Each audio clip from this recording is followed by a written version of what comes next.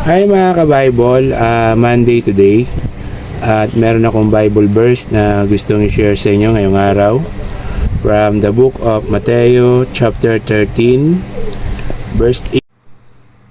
Ipinaliwanag ang talinhaga tungkol sa mga hasik.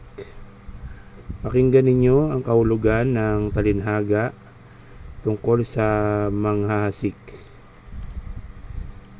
Kapag ang isang tao ay dumirinig ng mensahe tungkol sa paghahari ng Diyos, ngunit hindi naman niya iyon inuunawa, siya ay katulad ng binhing na laglag sa daan. Dumarating ang masama at agad inaalis sa kanyang isip ang mensaheng kanyang napakinggan. Ang katulad naman ng binhing na laglag sa mabatong lupa ay ang taong dumirinig ng mensahe kaagad at masaya niya itong tinanggap.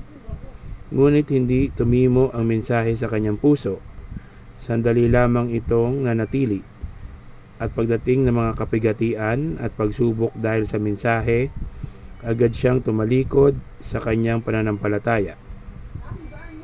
Ang binhi namang nahulog sa may damuhang matinik na halaman ay naglalarawan ng mga taong dumirinig ng mensahe, ngunit dahil sa pagkabalisa sa maraming bagay at pagkahumaling sa kayamanan, ang mensahe ay nawalan ng puwang sa kanilang puso at ito ay hindi nagkaroon ng bunga sa taong iyon. At ang katulad naman ng binhing napahasik sa matabang lupa ay ang mga taong dumirinig at umuunawang mabuti sa mensahe. Kaya't ito ay namumunga ng sagana. May tagi-100, may tiga-60 at may tig-30. So, yun po yung mensahe sa atin ngayong araw ng Mateo chapter 13. Verse 18 hanggang 23. Sana po is nagustuhan nyo ang ating binasa na Bible verse ngayong araw. So, follow, like, and share my videos.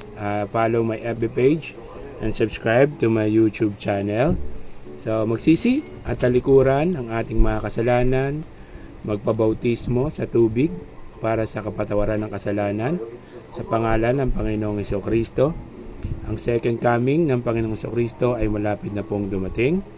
So, you cannot enter to the kingdom of God unless you become born again. So, keep safe. God bless. Always remember, Jesus loves you. Bye-bye. Hi mga ka-Bible, Monday today. At meron akong Bible verse na gustong i-share sa inyo ngayong araw. From the book of Pahayag or Revelation chapter 5 verse 13 hanggang 14. So ito po yung mabasa natin. At narinig kong umaawit ang mga nilikhang nasa langit, nasa lupa, nasa ilalim ng lupa at nasa dagat, lahat ng mga naroroon, ibigay sa nakaupo sa trono at sa kordero ang papuri at karangalan, kaluwalhatian at kapangyarihan magpakailanman. At sumagot ang 4 na nilalang na buhay, Amen. At nagpatira pa ang mga pinuno at nagsisamba. So yun po yung mensahe sa atin ngayong araw ng Aklat ng Pahayag, chapter 5 verse 13 hanggang 14. So keep safe, God bless, always remember, Jesus loves you. Bye-bye.